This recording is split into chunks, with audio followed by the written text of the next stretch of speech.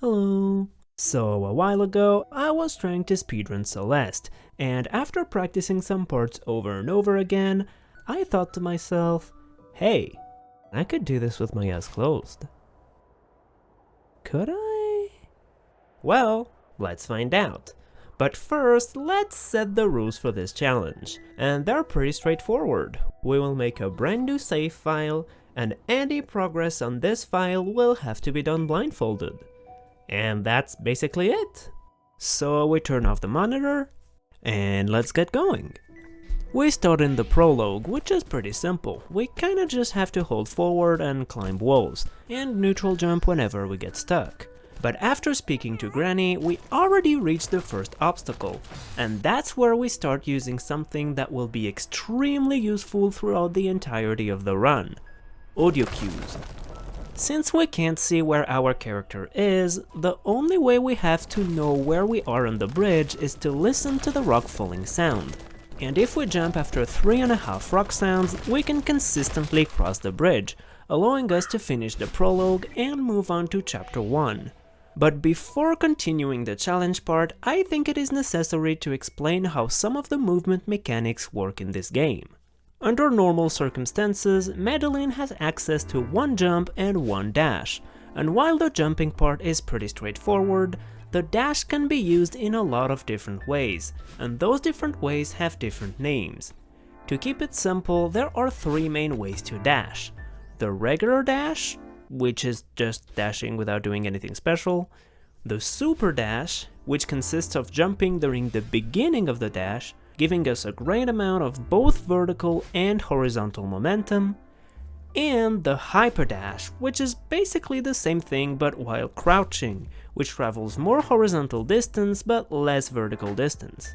Also, if Madeline is still on the ground a few frames after dashing, she regains her dash, so if we delay our jump, we can do what's called an extended dash, allowing us to get one more dash in the air.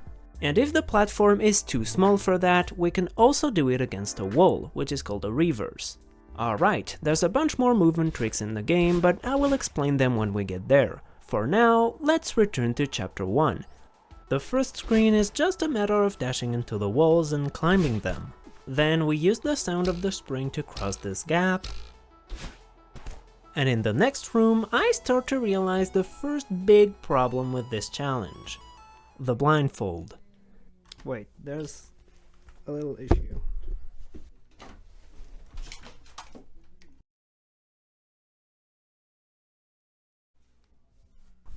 Okay.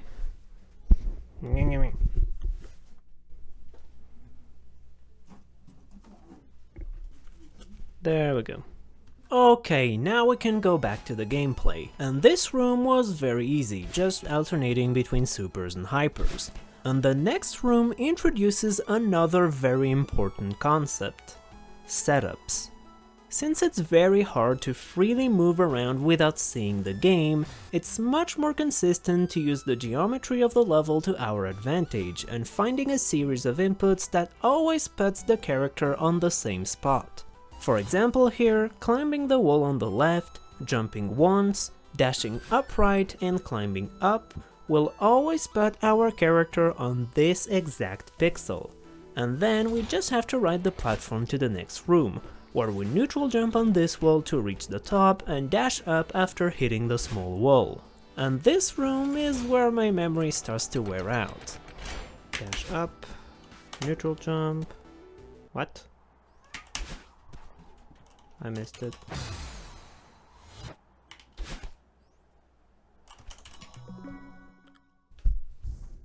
I think I quit the title.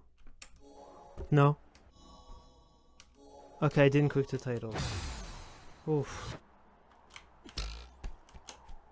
Okay, then we go back left. Good. Alright. Then the next room is trivial, and here we dash back and forth and fall a little bit to safely grab the wall on the right, and after miserably failing the hyperdash, a few neutral jumps is enough to get past. Then we breeze through this room, and here we use the sound of the springs again to get past. And now this is where I felt very dumb.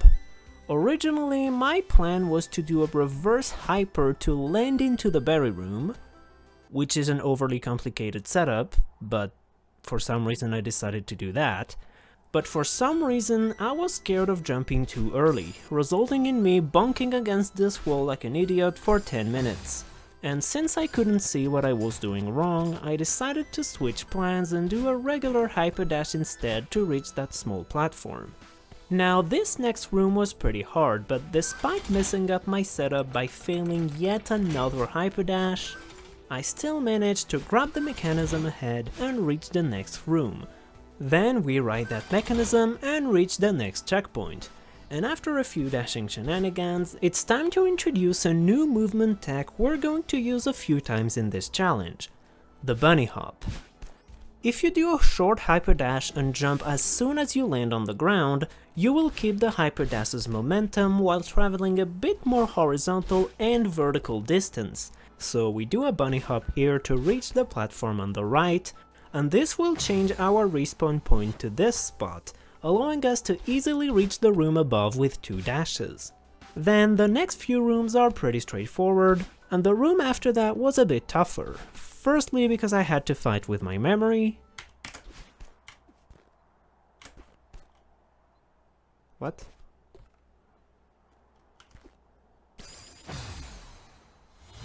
Oh, we have to climb up and then hyperdash and then climb up and then jump left. Wow, my memory is not good.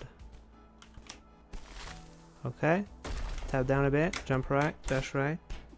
I think we're good. Okay, now we move on to the last room of the chapter, which was easier than it looks. Mechanisms make a good amount of noise when you use them, so it's pretty easy to guess when to jump, and the rest is just a series of inputs that always results in reaching the top room. So after hugging the left of the screen for way too long, we dash to the right and finish chapter 1.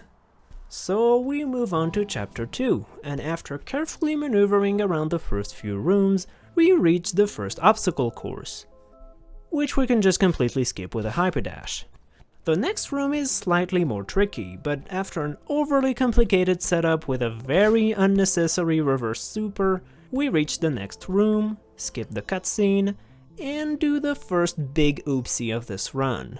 Now I think I have to dash and jump dash? I f***ed up.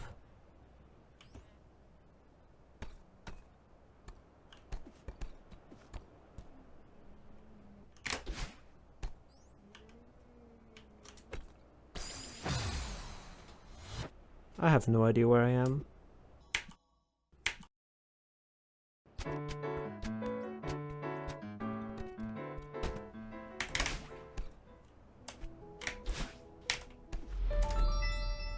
What?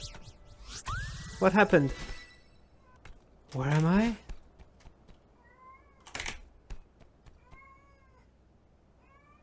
Did I do it? Okay, after those few incidents, we come back to where we failed last time, and this time we don't forget to jump. And after that, the next rooms are pretty easy until the next checkpoint, which introduces a slightly annoying mechanic, Madeline. Madeline will follow all of our movements with a small delay, which doesn't really make setups more difficult, but it makes salvaging a failed setup less likely. Anyway, we breeze through the next room with ease, and after a few more rooms we reach the first really difficult part. Here we will have to grab all of those 4 coins while keeping track of where we are and avoiding getting hit by Madeline, and despite finding a decent setup, it still took me a while to get through it. First we hit that wall on the left and dash upright to grab that coin, and after 2 quick hyperdashes we can land exactly on this spot. Then 2 dashes can reach this coin up there and we immediately dash right to avoid Madeline. And now, since we have to travel a distance smaller than a dash, we'll just have to move forward a bit and hope for the best. And after a few fails, we manage to grab the coin and immediately dash right after hearing the sound, finishing the room with a little wall bounce.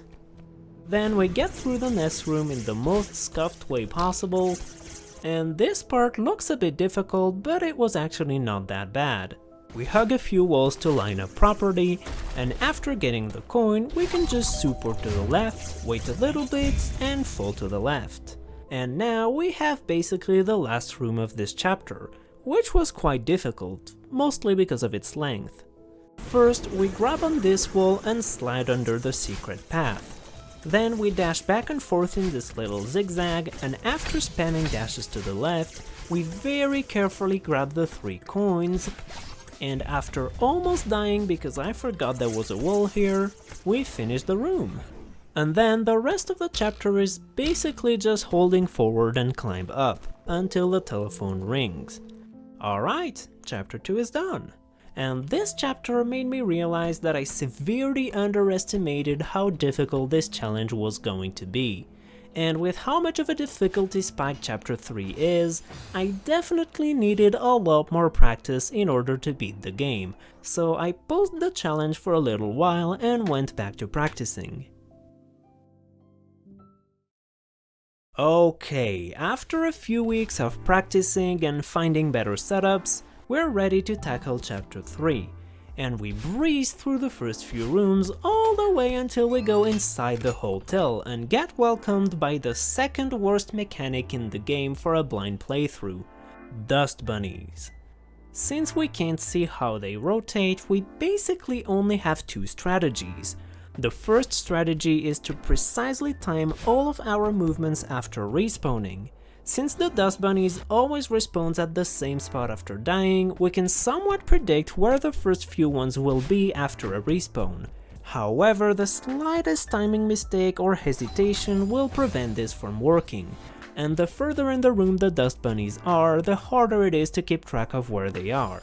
So when that happens, we will have to switch to the second strategy, pretending they don't exist and praying for the best. And in this first room, we're gonna use the second strategy, which is definitely not the most reliable, but after enough attempts, the stars will eventually align and allow us to progress to the next room. Then this room is trivial, and now that's where we can start using the first strategy.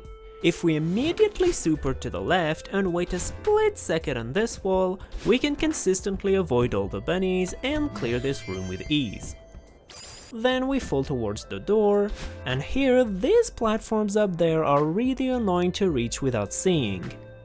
So we're just going to skip all of them with an extended hyperdash. In the next room, we can follow the position of the wooden platform by listening to the sound it makes. And here I remembered from my no jumping challenge that we can just slide under this wall with 2 dashes, and then we just jump off this wall to reach the next room. Which was pretty annoying. The problem here is that those little boys rotate very fast, so just jumping and praying is not a very viable option here, so instead I had to figure out a more consistent setup. If we hold left after dying and dash once, we can grab that wall while avoiding the bunny, and with 2 more jumps we reach the wall on the left. But now we're running out of stamina, so we will have to chain neutral jumps all the way to the next room, which I slightly struggle doing. But eventually we do reach the next room, where a simple hyperdash is enough to get past the obstacles. And oh no, not the coins. But this time it wasn't that bad, since once again we can use the sound of the wooden platforms to time our jumps, and after carefully grabbing that last coin, we reach an extremely annoying room. And this is where we're going to start using a little trick. You see, in theory, you could just perfectly memorize the precise position of every single obstacle in every single room in the game, and then the challenge would be easy. However, in practice, it doesn't work like that, and your memory of the obstacles can become twisted. The problem is that in a blindfolded run, you can't use your eyes to see what you're doing wrong, so it can be hard to fix this twisted memory. And one of the few ways to fix it is to intentionally die. For example here, I didn't remember how early I had to move to the right, so I purposefully didn't touch my keyboard and let Madeline die to the bottom row of bunnies, which made me realize it was a bit lower than I thought. And after doing the same thing here, I'm gonna not dash at all. I'm dashing too late. I eventually fixed my twisted memory of the room and managed to get past it.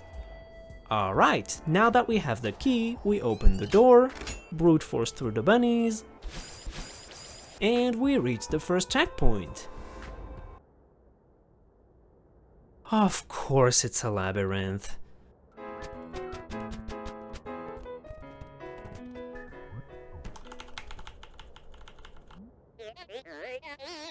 Okay, now that we spoke to Oshiro, we've unlocked the doors, and the order in which we clear the rooms is actually very important here, since it slightly changes the layouts of the room.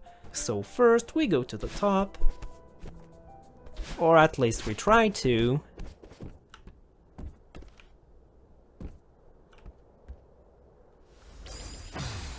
I have no idea where I am, let's be honest.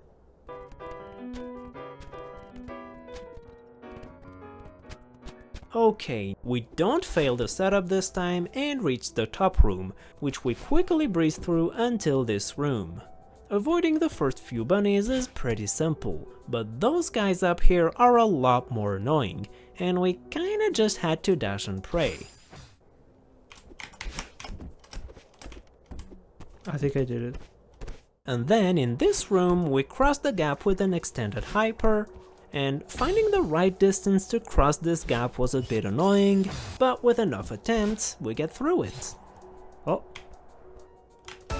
1 out of 3!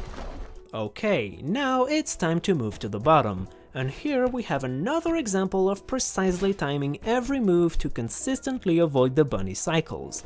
And the next room is the complete opposite, we just dash and pray. After that, the next 2 rooms are trivial, and we press the second button. Okay, now after suffering a bit more in the labyrinth, it's time to deal with the third button, which was by far the hardest one. The first 2 rooms can be cheesed by just spamming dashes, but this is where it gets a lot more annoying. Avoiding the first bunny is not too big of a deal, but this part was absolute hell, because of this tiny gap forcing us to move in the air, and this little guy preventing us from setting up safely. So first we have to pray for the bunny to not be in the way, and immediately dash to the wall on the right. Then we carefully tap down until we hear a water splashing sound, and with a jump to the left we can consistently grab this wall. Now we have to pray again for the bunny to not be in the way, and immediately slightly jump to the right to try to line up with the gap. Yes! And after spending 10 minutes in this room, we move on to, oh no, this is even worse. This room took me an hour, because this jump is a nightmare. With how fast the bunny is moving here, the odds of getting through by brute forcing are very low, and the worst part is that even when we miraculously get past it, we still have 2 more unpredictable obstacles, and I did die a few times on them. Oh, that was so close. Oh. No! But after 30 more minutes of struggling, and a little bit of trolling from my cat, we finally get it.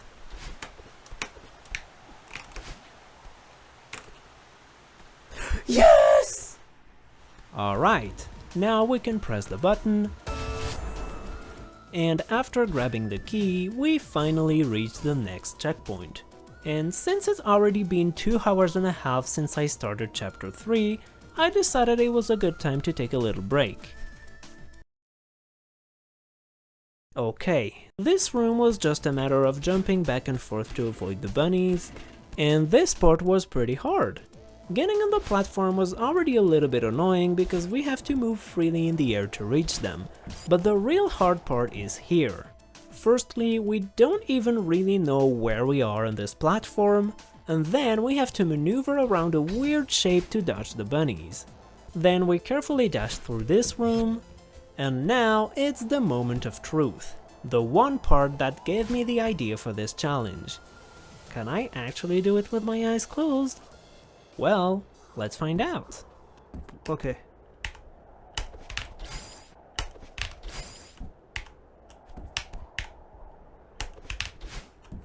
Let's go! I knew I could do it. Alright, the next room was also quite annoying because there was a lot of RNG, but I found pretty consistent setups, so after brute forcing the bunny jumps for a half an hour, we dashed left and quickly grabbed the wall to position properly, and after a few more dashes we reached the last checkpoint. And most of the rooms here were pretty simple, except for the last one. It took me an hour and a half. Anyway, if we hyperdash right after we respawn, we can avoid all of those bunnies. Then we wait a little bit on this wall, and we bait Oshiro down here before jumping on the next spring. Then we very carefully climb those walls, and this is where it gets very scuffed. I couldn't find any consistent setups for this part, so we kinda just dash from platform to platform with very little precision, and we pray to be lined up correctly to land on this wooden platform. And here we can use that platform's wood sound to locate where we are, and once we fall we pray for this bunny to not be on the way, and after getting here I started panicking and randomly hyperdashed.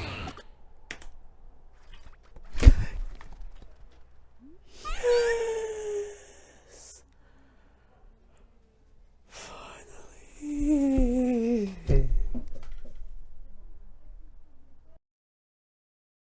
Okay, we're back for chapter 4, and apart from a few neutral jumps here and there, the first few rooms were fine, and after talking to Granny, we encounter a new game mechanic, wind currents.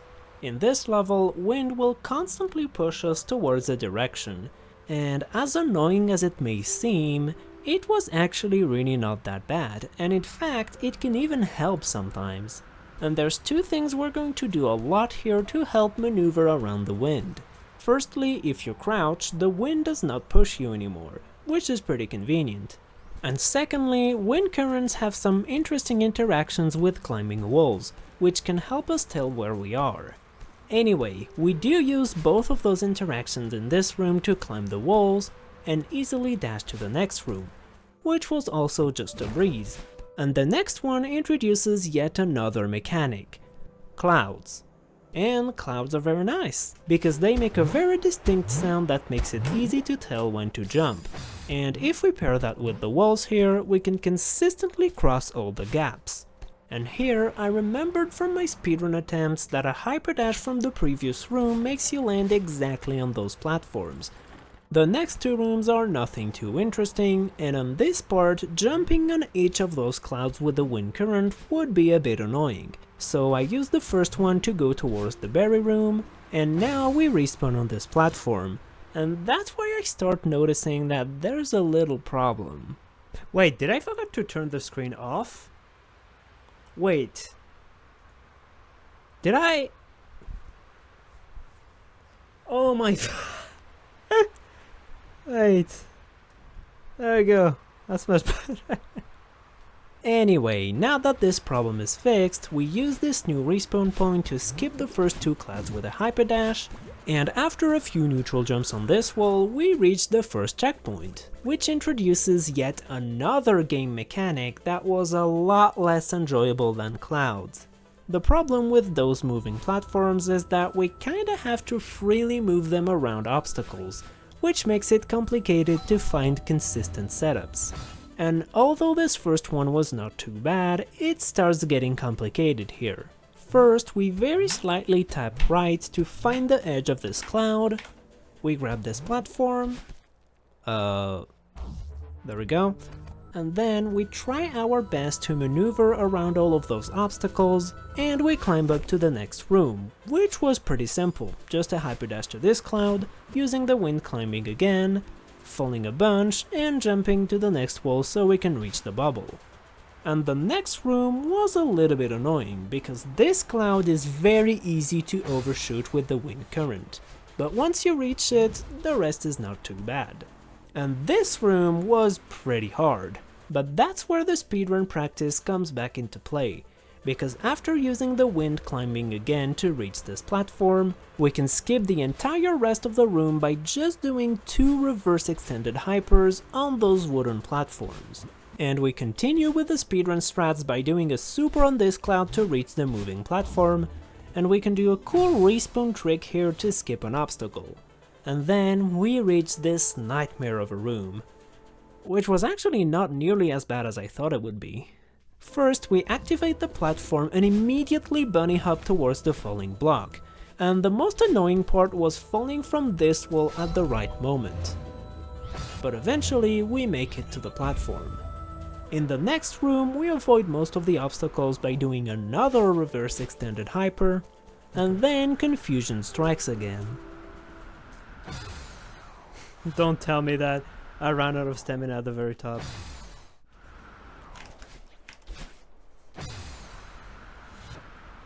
Wait, I did not? Oh, I did it! Okay. Anyway, in this room we just use the wind current to our advantage, and after breezing through the next few rooms, we reach yet another new mechanic. Snowballs. I don't like them, but thankfully they make a sound when they spawn, so we can maneuver around them. Or we can just accidentally avoid them in the goofiest and luckiest way possible.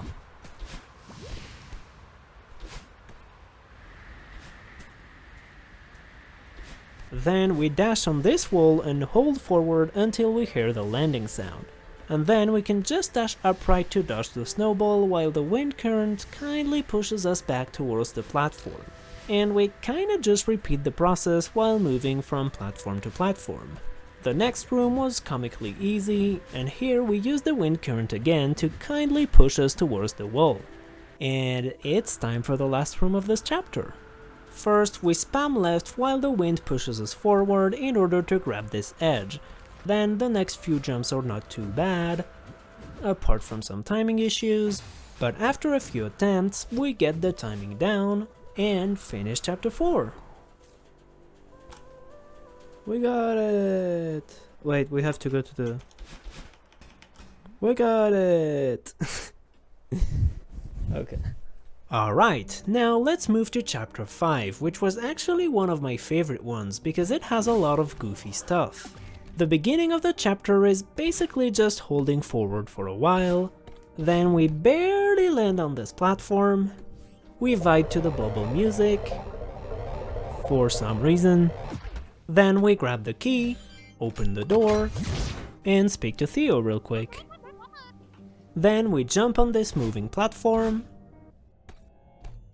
I said we jump on this moving platform, and damn it! Ah, there we go. And after not using the platform in this room, we reach an interesting part. Here we have to ride this bubble for a while and dash up to the secret room. And at first glance it might look very annoying to get the timing down blindfolded, but that's where the bubble music comes back into play. Since bubbles always have the same sound pattern when you enter them, we can just count to the bubble music to get the timing down. 1, 2, 3. Let's go! Then the next room is mostly just standard obstacle memorization, and we can use audio cues again to dodge those blades. And after getting lost a bit... Where's the bubble?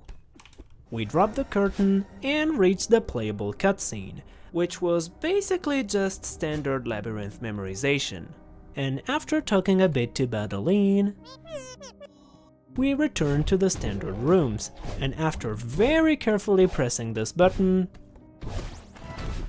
we reach the next room, which introduces yet another game mechanic: monsters. And this is actually a very interesting mechanic, because although we can't see them, they make a sound when dashing, and they're also not the most intelligent creatures, so they can easily be baited into helping us. And this room is a perfect example of that.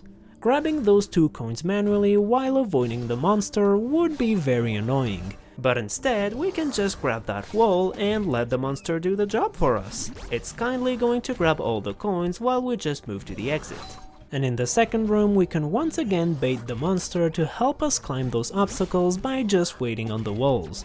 After that, we reach one of my favorite rooms in the game, because here we'll literally just wait on this wall and the monster will single-handedly grab the first coin, sacrifice itself for no reason, and grab the second coin as well, and then we just have a free path to the exit. And just after that, we reach one of my least favorite rooms in the game. This room is pretty long, and if anything does not go according to plan, it's easy to get lost. Anyway, first we grab this wall and wait for the monster to sacrifice itself. Then we bait it towards this wall, jump on it, and quickly go to this platform so we can bonk it again after it hits the wall. Then we grab that coin while dodging the monster, and this is when I started panicking.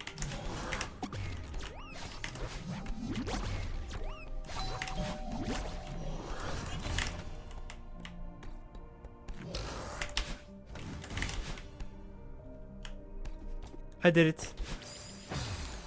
Oh, I did it. Alright, we reached the next checkpoint, and after talking to the mirror, we take a bubble into another labyrinth. But we actually don't have to do this one. If we go to the left and dash on this platform, we can skip the entire labyrinth by just doing an extended reverse super. Then in the next room, we let the monster sacrifice itself again, and after missing the platform a few times, we move to the next room and we use the same monster bonking strategy a few times until we reach this room. Here we first bait the monster into breaking this wall, and then it's just a bit more baiting around until we easily find the exit.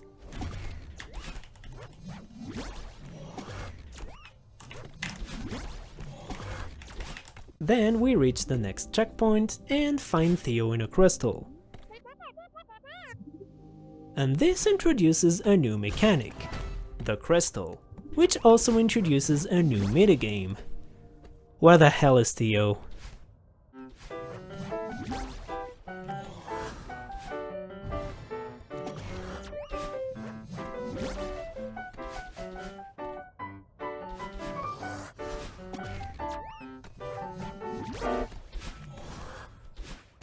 Anyway, in the first room, a super can consistently hit the monster on the way. Then we bait it against the wall to hit it again, and when we do manage to find Theo, it's actually not that bad. The next room is not too interesting, and in the following room, a simple hyperdash can consistently knock out the monster on the way, making the room pretty easy. And after walking forward for a bit, we send Theo flying to the moon. The moving platform conveniently blocks the monster here, and the next room was just a matter of throwing Theo around and walking to the exit.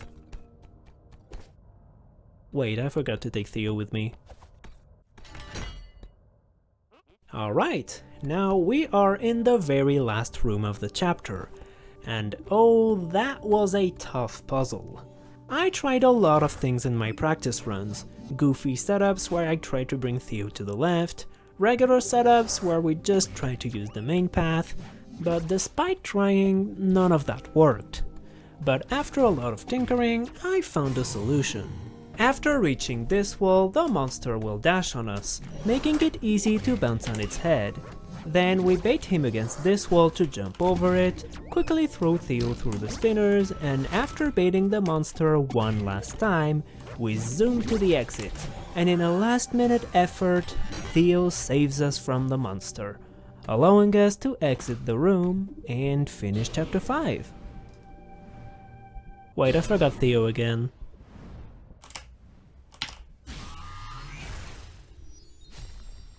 Alright, 2 more chapters to go. And to be fair, chapters 4 and 5 were significantly easier than chapter 3, so let's hope this trend continues with chapter 6. Please.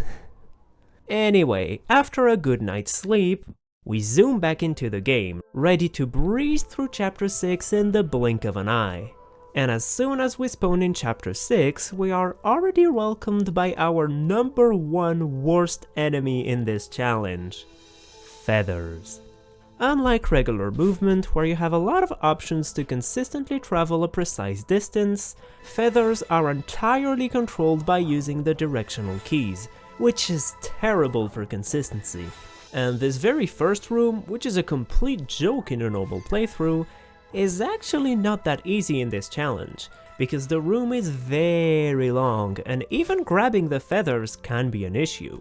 But since there are no spikes here, we can hug the walls to align properly, and a lot of the obstacles here can be ignored by bonking into the ceiling, and after hitting the ceiling a few more times, we grab that last feather and move on to the real beginning of Chapter 6, which introduces 2 more mechanics: water, which is pretty straightforward, and Kevins. And something we will do a lot here is holding climb up after hitting a Kevin to safely rest on top of it.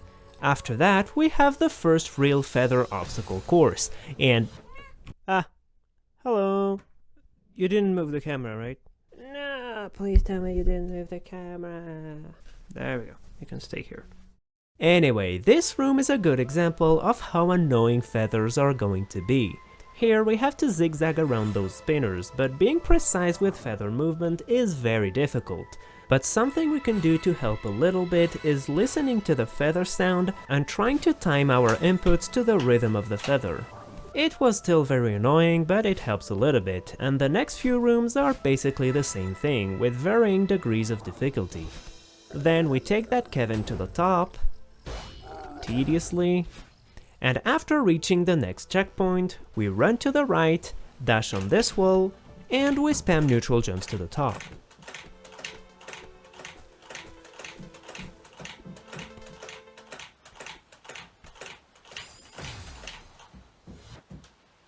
Then this room is pretty simple, and the next room is where we start having 2 little problems. The first one is that we need to take this feather, and we don't have any walls or ceiling to adjust our positioning on the Kevin, so I don't really know where I land. And the second problem is that this section is long, and the jump timing is pretty tight. But for this problem we do have a solution, which is to listen to the Kevin's grunt and jump after 17 grunts. Oh, I did it. Then this part was just a matter of setting up properly, and this room introduces yet another annoying game mechanic: bumpers. Firstly, bouncing on them can be somewhat chaotic, but on top of that they do this tiny movement from left to right which makes them even more unpredictable. But thankfully this one wasn't too bad, but after going through a little labyrinth, we start seeing how mean those bumpers can be. Not only we need pretty precise movement to not get thrown into the spinners, but this bumper can even send us back to the previous room, which confused me a bit. What? But even then, this room was not too bad compared to how much of a nightmare this one was. This is basically a compilation of every difficult thing about bumpers. Bumper movement making the setups inconsistent, a moving bumper sometimes blocking the way, a gap to go through, another bumper throwing us into the spinners half of the time, and after all of that, a long jump in the air. So first we wait a little bit for this bumper to get out of the way. Then we bunny hop to dash on the side of this bumper and hopefully get through the gap. And here we do a bunch of climbing and neutral jumps to consistently regain our dash on the bumper, and we use it to reach the wall. And after a final blind jump, we finish this room after 30 minutes of struggling. In the next room, we wait for the bubble bouncing sound to grab this feather, and after doing bumper hell, it's time to do feather hell now. And honestly, there's not much to say about this room apart from the fact that maneuvering around those obstacles without seeing them was really hard. And after those we even have bumpers randomly blocking the way, which we thankfully got pretty lucky with, allowing us to finally reach the next checkpoint. Then we quickly talk to Granny again, and after some carefully planned bumper route,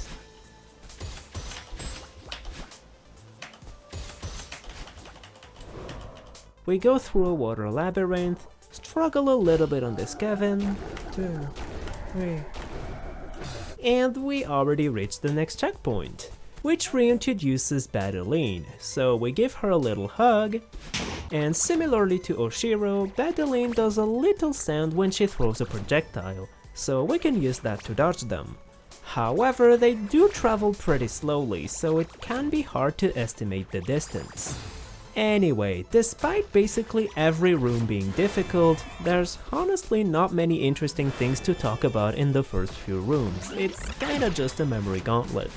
Then we bait the projectiles up to dash under them, and in this room we use the sound of the projectiles to time our jumps. Then we have a few simple rooms with easy setups, and after a small panic attack... I don't know how I got her. We meet again with our number 1 enemy. The first feather is not too bad, but the second one...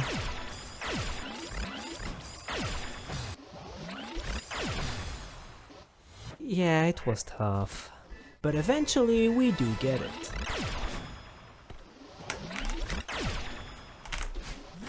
Yes!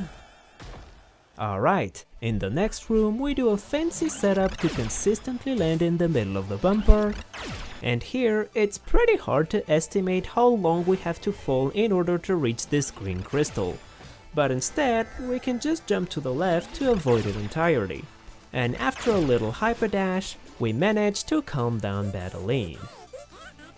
Just kidding, she's even angrier.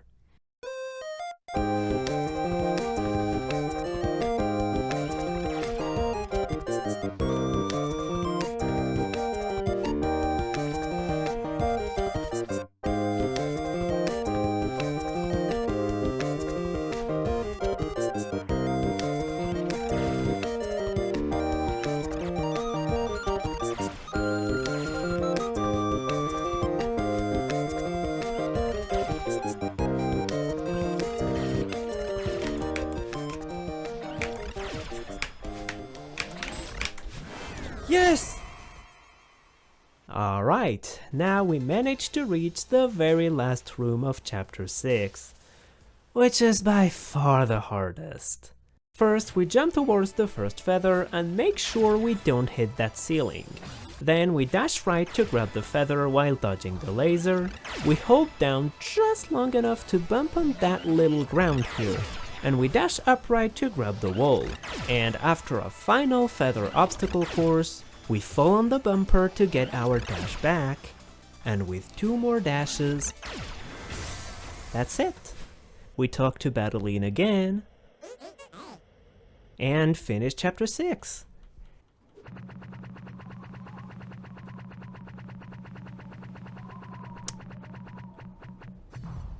I do not want to know how many deaths that was. Anyway, now it's time to move on to the very last chapter in the game. And in this chapter we can dash 1 more time in the air, which is gonna be very useful. So we breeze through the first few rooms, and this one was a bit annoying because it's hard to control movement in the air, but we get it down eventually by timing it to the spring sounds. Then we skip this room with a bunny hop. The next room was basically just a long memory puzzle, and we already reached the last room of this checkpoint, which was pretty trivial. So we move on to the next room and meet again with our good old mechanisms, which still make a ton of noise, so that helps a lot. On these walls, a neutral jump into an upright dash can pretty consistently reach the spring, and after conveniently waiting on this crystal to get a triple dash, we meet another old friend, which was not that bad here. We kinda just hug the right wall and fall on the spring, and this room might look a bit annoying. Normally, you're supposed to jump on this mechanism for the first gap and fall for the next one. But instead we can skip the mechanism entirely, and then a full jump conveniently grabs the very last pixel of this wall. So we just release grab and instantly dash twice. Then we jump around those smiley platforms, and it's time for another checkpoint room, which was also easy. We just hit a bunch of walls, grab this crystal with a dash, line up with the wall, and zoom to the next checkpoint, which reintroduces the dream blocks. And I love dream blocks. They make a lot of sound when you grab them, and they look goofy. Although I can't see them, so I can only enjoy the grabbing sound. Anyway, we use the grabbing trick here to make this room trivial, then we use the sound of those stone platforms to time our dashes, go in this berry room to change our respawn point, and clear the rest of the room. And after some zooming in the dream blocks, we use a berry room again to regain our dashes, make extensive use of the dream blocks grabbing sound, and we reach the last room of this checkpoint, which, just like the previous ones, was also pretty easy. But now the game decided we've had enough fun and reintroduces us with our good old friends. Now this first room was pretty easy, but it starts getting more complicated in this one. We get on the first platform by doing a super into 2 dashes, and after barely landing on this platform, we use a triple dash under here to reach the last one, and then we just pray for good RNG. And in the next room, we just fall into the berry room and retry to spawn over there, basically allowing us to completely skip the room. And after some more RNG, we reached a very difficult room. Firstly, it's very long, and secondly, there's a ton of those guys. So first we tap left so we can hyperdash to this wall, and immediately climbing it will always avoid the first bunnies. And with a full jump followed by a neutral jump, we can easily dash through this gap. And then we have to pray for bunny RNG a few times.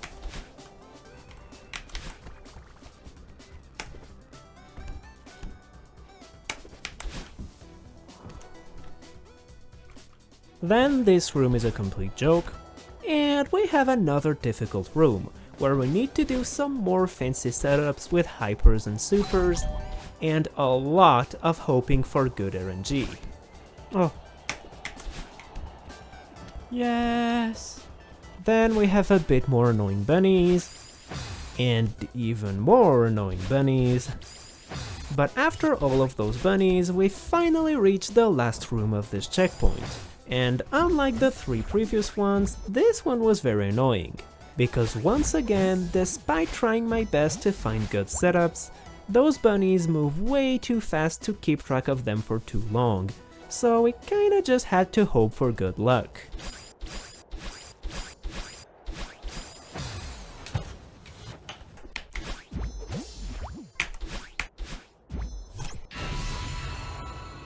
Yes!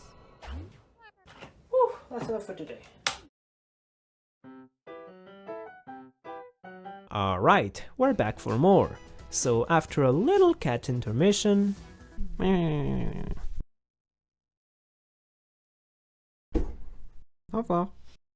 we're ready to continue the challenge. And the first few rooms were nothing too bad, until we reached this room, which is the return of moving platforms. And basically every jump here requires pretty tight timing. Firstly, we land on this platform, push it down and immediately climb this obstacle to land back on the platform, pull it up a bit, and fall on the left to grab the edge. And we have to do all of that very quickly. And after bonking on this wall a few times, we barely land on the platform and clear the room. Into an even harder room. First we land on this platform, and we use 2 triple dashes to avoid the obstacles while maintaining proper positioning. Then we super to that wall, dash back to the platform and immediately hyperdash towards the wall after landing, which is very easy to mess up. Then we jump climb twice on the wall, dash up left, and panic. So close. But after a few more minutes of trying, we get it again, and move on to the next rooms, which were significantly easier. This room was just a matter of using the wing grabbing trick again, and after bunny hopping to reach those platforms, we reached the final room of this checkpoint, which was once again mostly just using the walls to our advantage, and we zoomed to the last checkpoint before the summit, which was one of my favorite parts in this challenge because there's a lot of interesting rooms. Now, the first few mechanisms are nothing too interesting, it's mostly just careful maneuvering around them. Then we use the sound of those blades again to dodge them, use the triple dash trick with this crystal to cross that gap, and after going through these bubbles, we reach this famous room. And because I'm dumb, I thought it would be cool to do the door skip. But then my brain tried to convince me that it was a bad idea. Until I realized door skip is actually easier than trying to press the buttons. But wait, how can this be? In which way is it easier to time your dashes so precisely without being able to see? Well, that's the thing. It's not. But we don't have to do it. In reality, all you need to do to go through these doors is to grab the bottom of it and dash through them. And there's something we can do to make it even easier. When we grab a wall, the game is more forgiving with the grab window at the very end of the wall, so if we just spam the grab button, we're eventually going to fall all the way to the bottom of the wall, and then we just have to dash to get under the door, and repeat this process for the next one. Alright, now we've reached the last room before the summit, and it was an interesting one.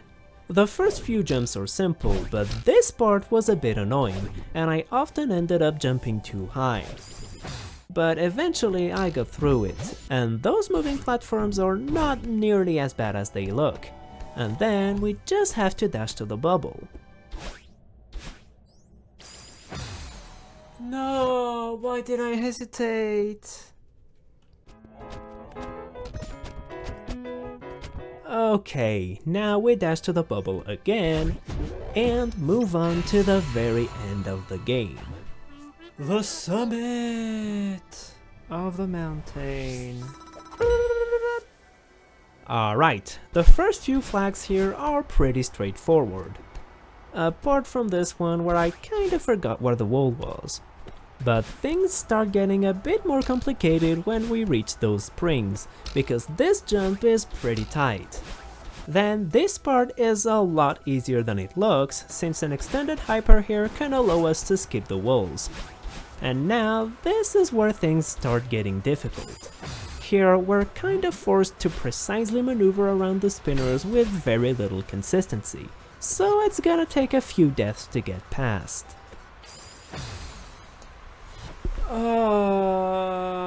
Why?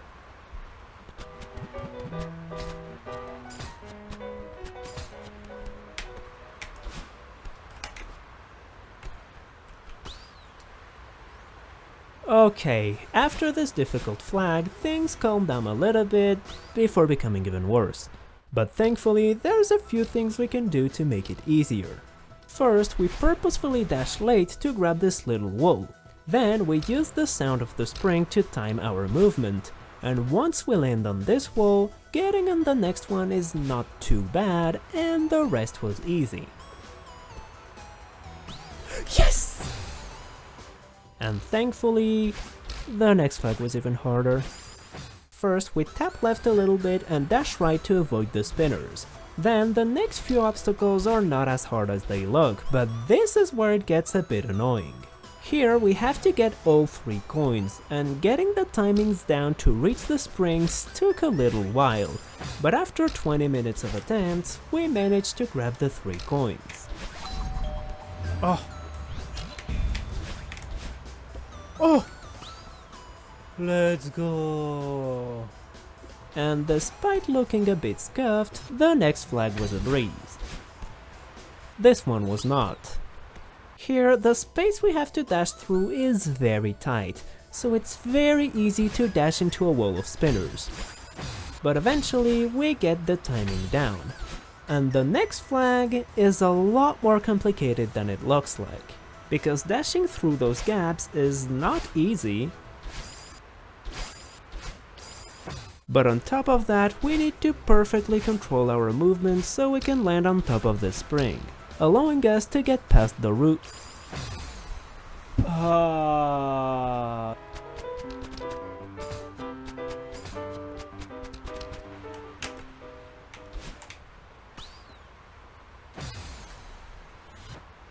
Okay, and now this flag was a lot easier than it looks.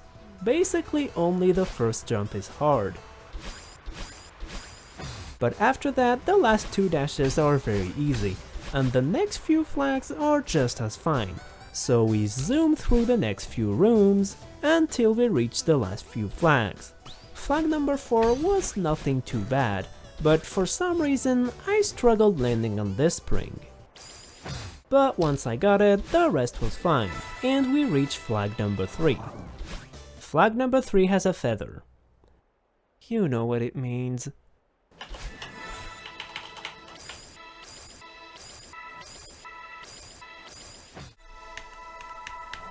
Oh!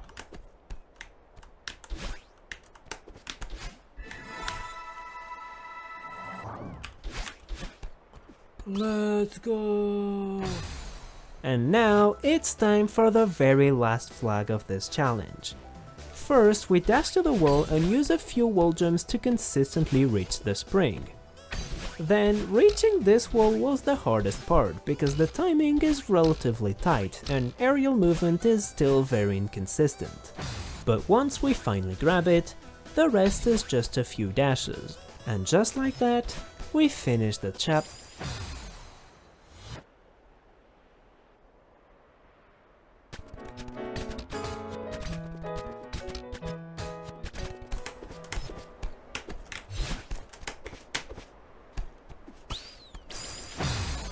And that's it. After 22 hours of looking at a blank screen, we reached the very last flag, and after a few more dashes, we beat the game. And we finished this journey on Madeline's words of wisdom.